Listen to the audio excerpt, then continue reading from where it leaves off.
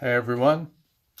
I just wanted to make a video explaining how I made this Back to the Future lightning rod for my Hot Toys 1/6 scale DeLorean time machine. Everything on here is like friction fitted, so there wasn't any glue or anything used. And I'll explain all the parts that I used, and you know, hopefully, like, I just found everything here in my workshop and it didn't cost me anything to make at all, and I'm really happy with it.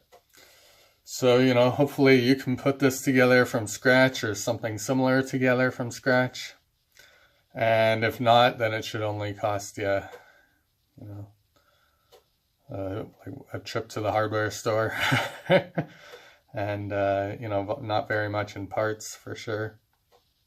All right, so for the rod part, the length of it is just a little bit shorter than the car, so a little bit further out past the wheels and shorter than the body. So I just kind of guesstimated at that. And so yeah, for this rod, it's just a like an aluminum kind of armature style wire. Got some right here. So it's like this, and it doesn't take too much to straighten it out, but it'll probably come on a roll like that. And it's very soft and flexible, and you just kind of have to work with it just to get it kind of straighten out, kind of like that. So that covers this thicker rod part. That's just what I used.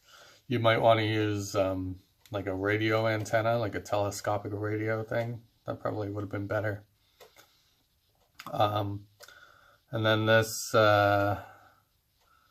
steel braided cable here, I don't know, like it doesn't want to, the camera doesn't want to focus on that. There we go. Oh.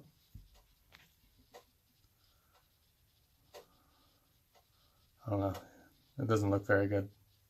In the pictures it looks a little bit better, but this mesh part here, that's just some braided cable that I found at the hardware store. Ended up using it for a different project originally.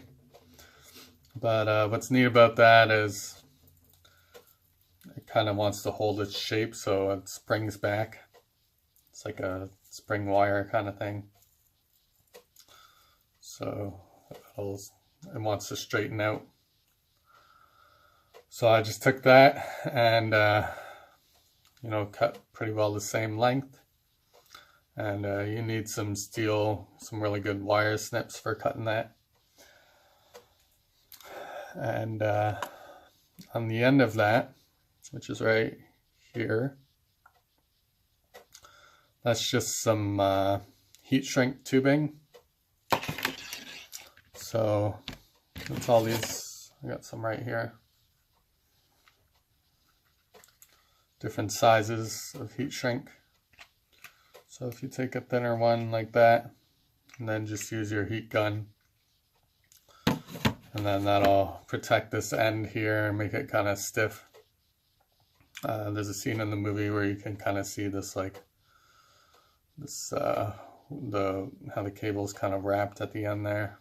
And then this piece here and that piece up there, those are just some kind of spring wire that I found somewhere. I'm not even sure where I got it, but yeah, that's just some kind of spring stuff.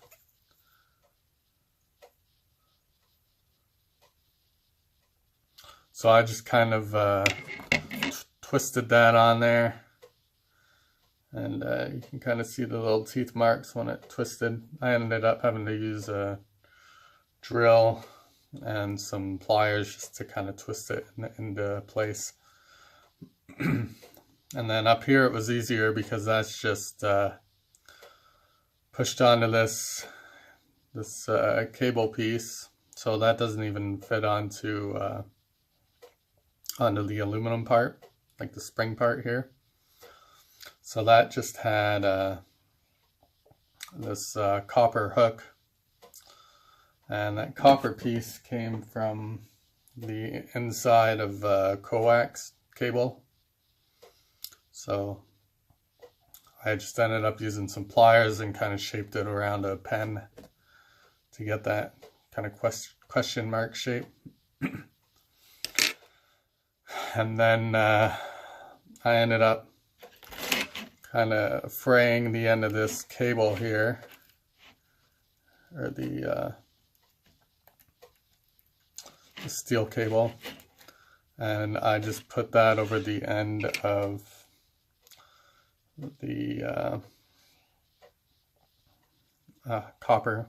I couldn't think of the word copper wire there. And then I used the spring just to friction fit it, so that just kind of wrapped around there and held it nice and tight. And then that's just some more heat shrink tubing around the aluminum piece and holding that into place. And then I ended up using some bunch of zip ties all the way down. So that's 1, 2, 3, 4, 5, 6, 8 pieces of zip ties, just holding that cable to the rod.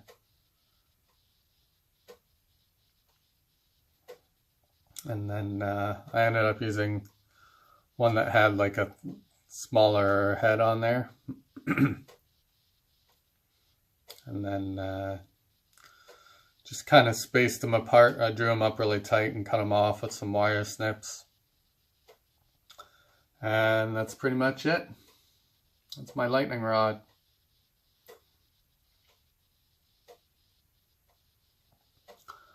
And then this piece fitted into the back of the little stand on the time machine. So there's this little piece that flips up, and then that just kind of sits in there nice and loosely, and its own weight just kind of holds it in.